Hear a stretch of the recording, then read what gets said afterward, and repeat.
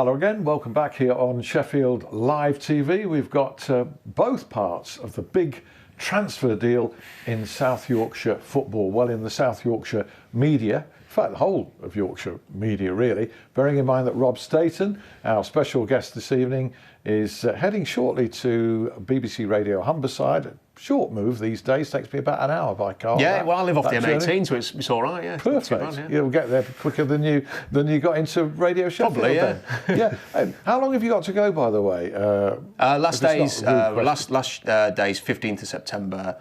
That is the Sheffield Wednesday Stoke game. So I'll be doing praise or grumble, and then. That's it. And then you crying my eyes out and saying that's it. And then those two words that people use to you regularly on Twitter will actually apply for the. Which two are those? We're talking about the one that begins with. The second one's off. Yeah. The second one's off. So we've still got a couple of. Well, we've got just over a week of him. And Adam Oxley. I'm not introducing Adam Oxley because Radio Sheffield listeners know him very well as a I hope so by now, Alan. Yeah. Welcome your debut here in the studio. Thank you. Thank you very much. Probably the first of a few. Hey, you'll be getting called in here a lot, I think, mate. Yeah. Well, somebody's got to do it if Rob's not around, so. Exactly.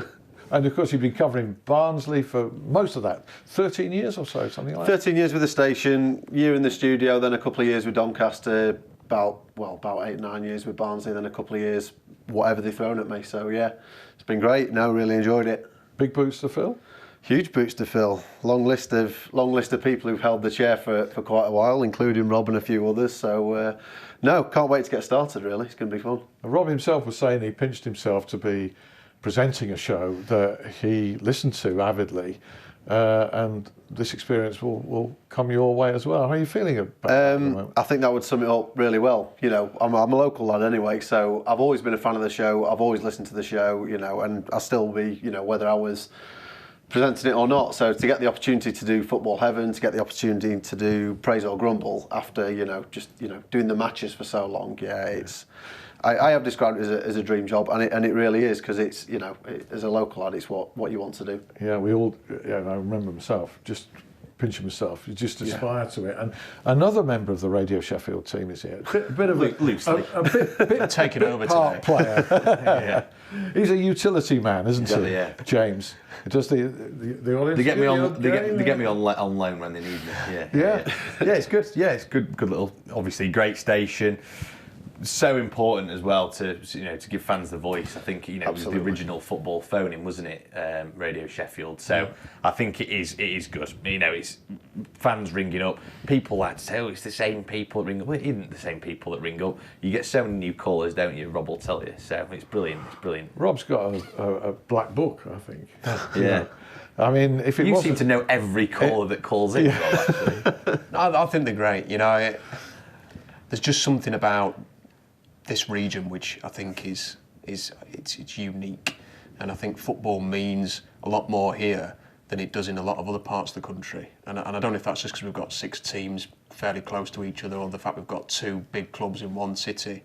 But it's brought out some characters, and a lot of them ring our show. And you know, I'm going to miss talking to the likes of Brian the Blade and 2-1 Ken and Ian the Eckington Blade, who used to be the Blackpool Blade, Mark and Mick the Owl, Mark the Pittsmore Owl, and Brian the Miller and Pete the Miller and the rest of the Millers. And I'm going to miss it. In the main, the people who follow football and follow the likes of you two, you three round here, us 4. Are nice people. Let's be honest.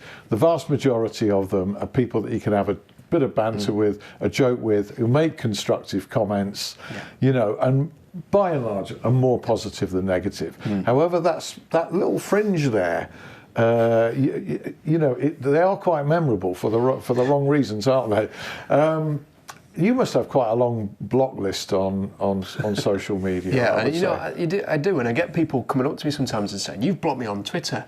And I said, well, why did I do that then? And he went, well, I had a drink and I, you know, swear at you a bit. And I said, that's probably why then. Can you unblock me? And I just decided a few years ago that I wasn't going to, you know, if someone come up to you in the street and told you to F off, you weren't going to say, well, let's go and have a drink. So I just decided I don't really want it on Twitter either. Don't want to hear from you. Yeah, you know, I do the same. I think, you know, some other people deal with it better than maybe I've done and can ignore it. But I just didn't want to. Some of your exchanges are quite memorable and very, very entertaining, you know. But it's a question of how much time you've got on a Saturday evening to argue, because they will always insist on having the last word. So unless you either mute or block or ignore, you're going to use up 20 minutes or so time that you could have spent chatting to your wife, for instance. I suppose it's but my wife quite likes it when I get involved on Twitter, because I'm not talking to her. She can concentrate on something else. But I mean, it is irritating. Let's put it like that. Have you got any particularly memorable trolling examples? Well, you know, I've had all sorts. You know, a couple of death threats. Really? No, they weren't serious. They weren't serious. But good. People saying they were going to come round to the studio and biff us up and stuff like that. But, you know, I've particularly enjoyed all of the talk of my hairline for the last 7 years, as it's rapidly disappeared. You know, people are not short in letting me know that I've not got great hair these days.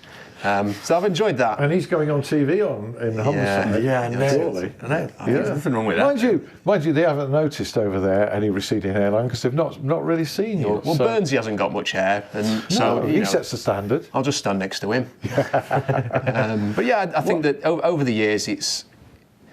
I don't know. You know, I don't really mind it. I think it comes with the job, really, and I think it's important to actually engage people on Twitter the best you can and try and explain. You know, sometimes people will say, why have you asked that, or why have you done this, or why are you talking about this? And I kind of feel like if you ignore it, it makes it worse. You know, but sometimes these conversations go too far. Yeah.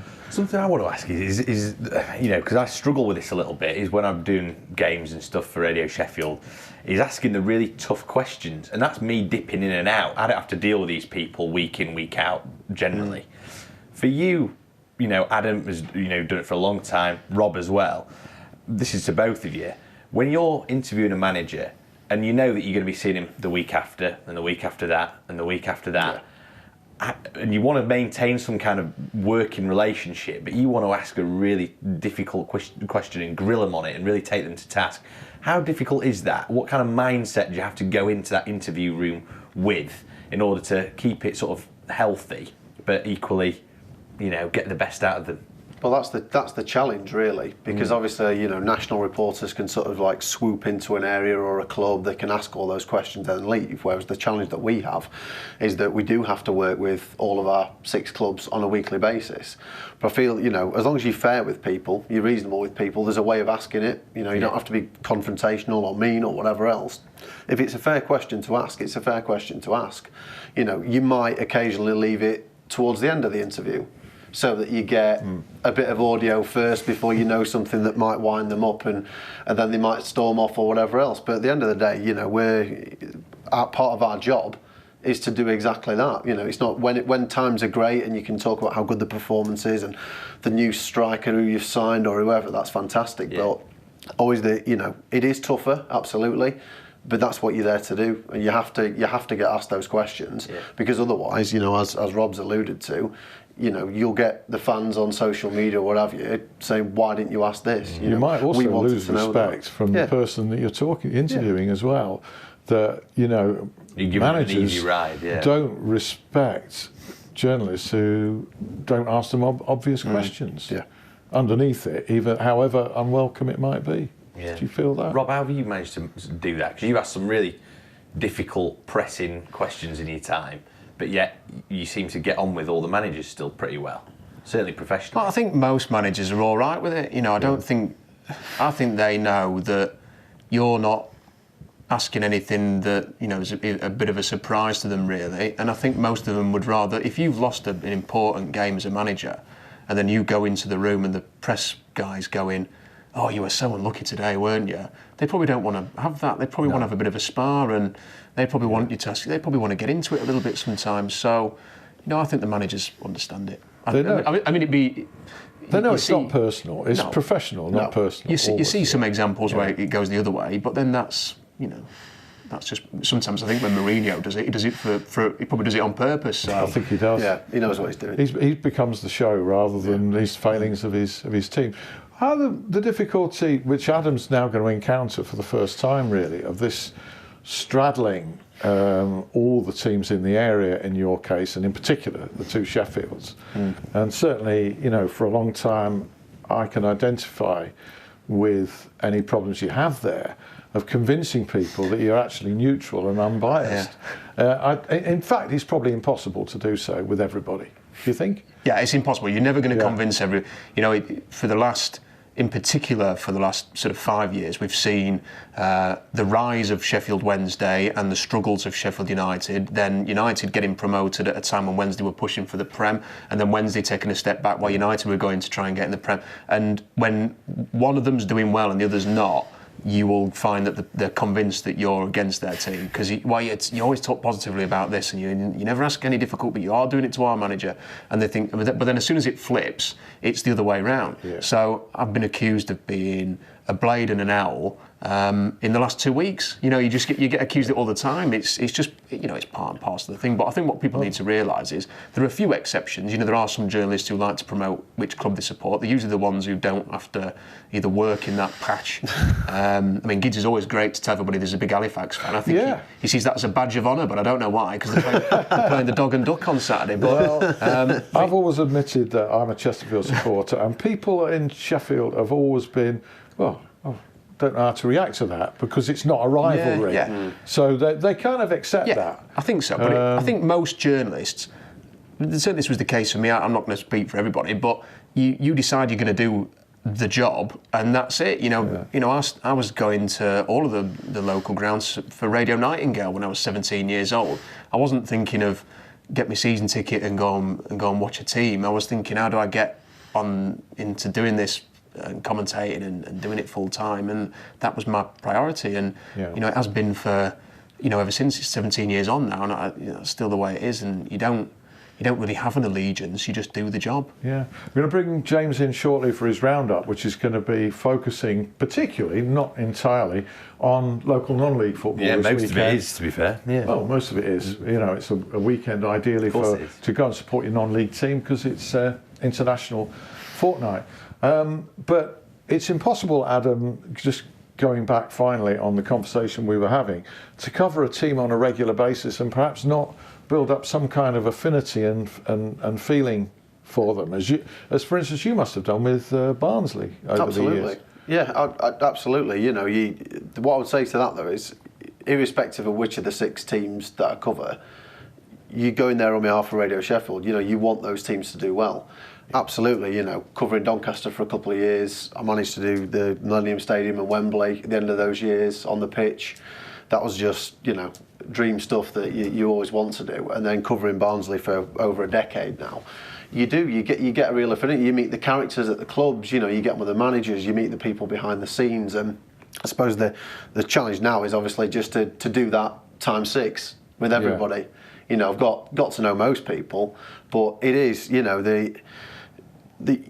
really you do care about local football and local sports in general. I think that's the main thing. That's something that isn't something that I've ever put on or I'll never need to put on, because I genuinely do. I care about local sport, local football, and you just want everybody to do well, because at the end of the day, if they're doing well, the entire area has a lift. We struggle as an area with people doing well. Hence the reason the phone is called Praise or Grumble. People like a moan. People like to get stuff off the chest. That's absolutely fine. That's part of the fabric of where we live.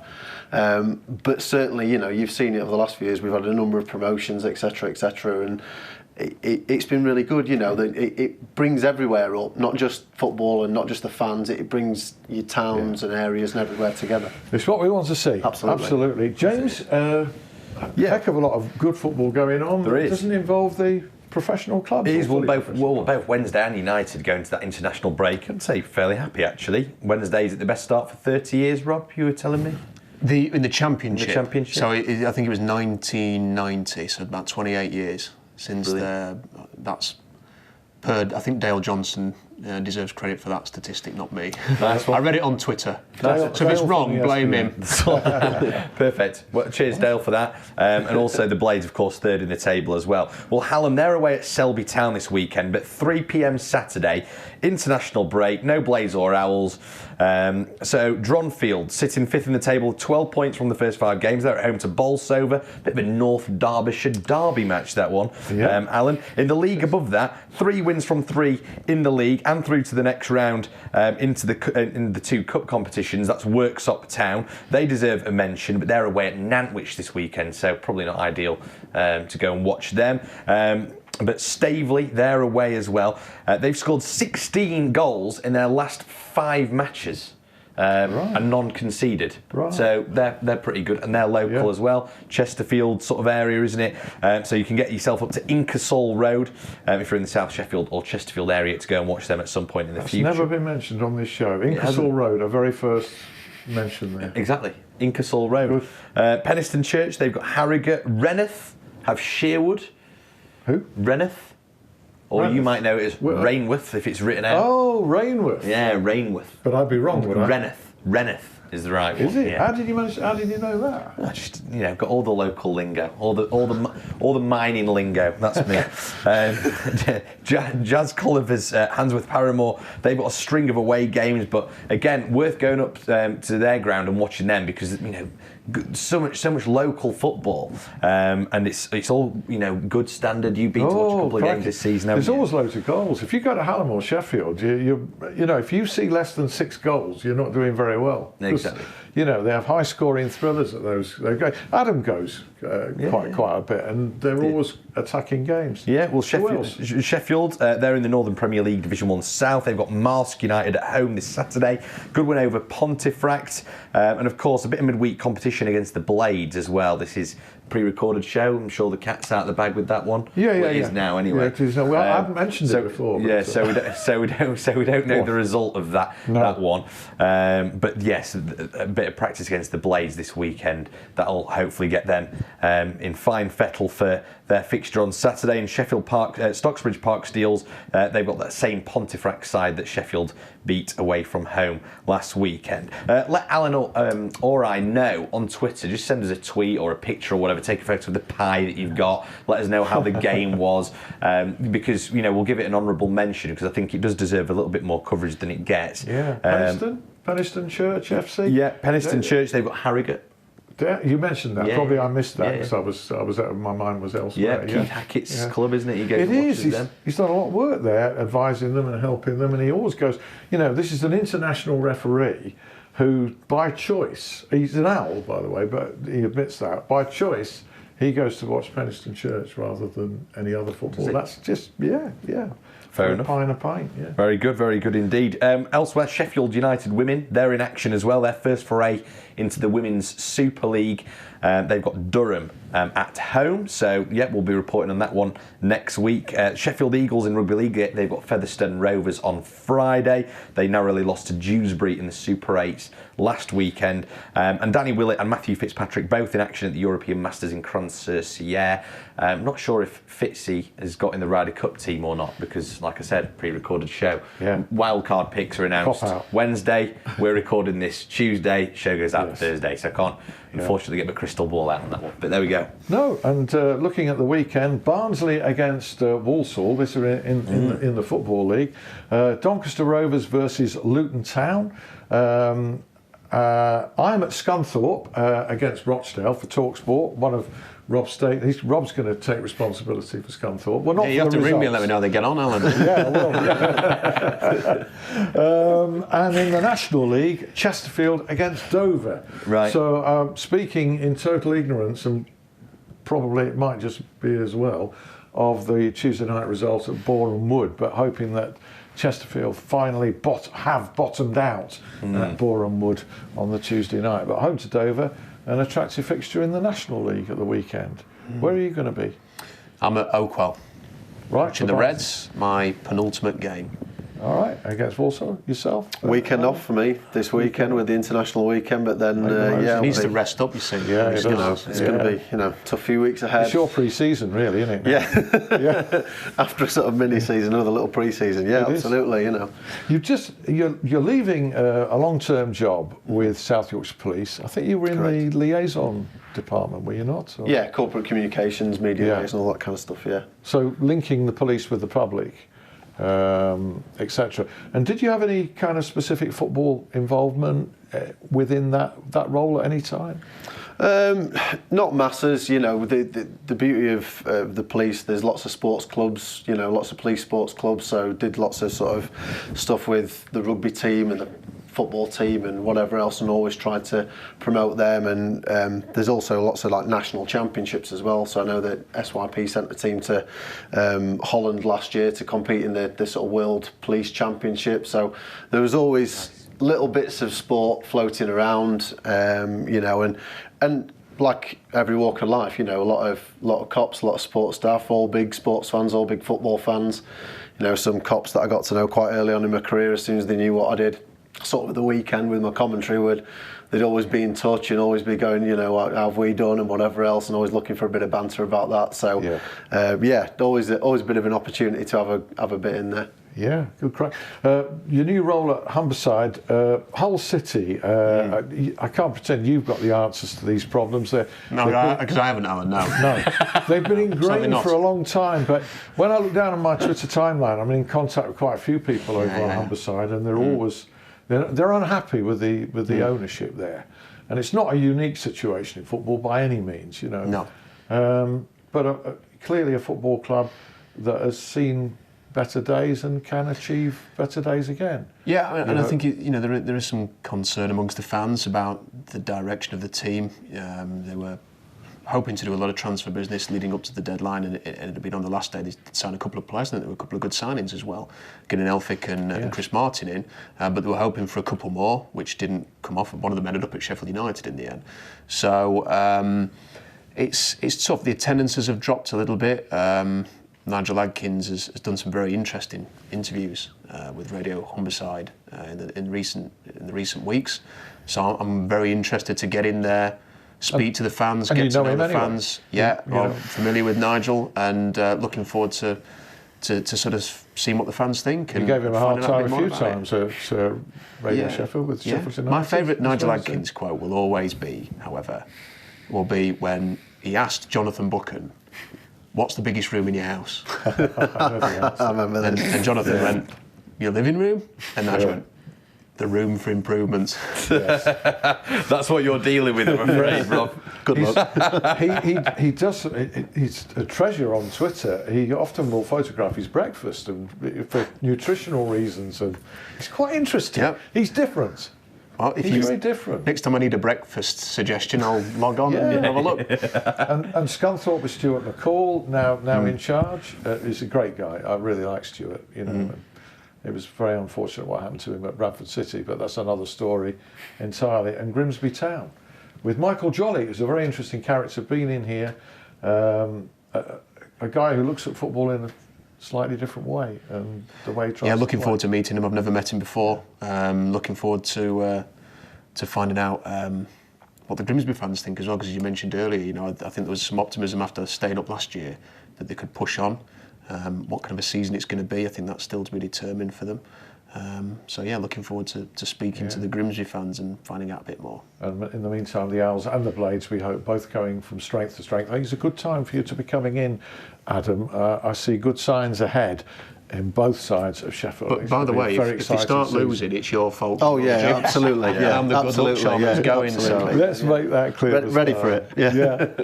Adam, thanks very much indeed. Good luck in the role. Rob, pleasure to see you here on so many occasions, and you've been an absolute credit to the city of Sheffield and to broadcasting. Appreciate that. Thank you so much for having us.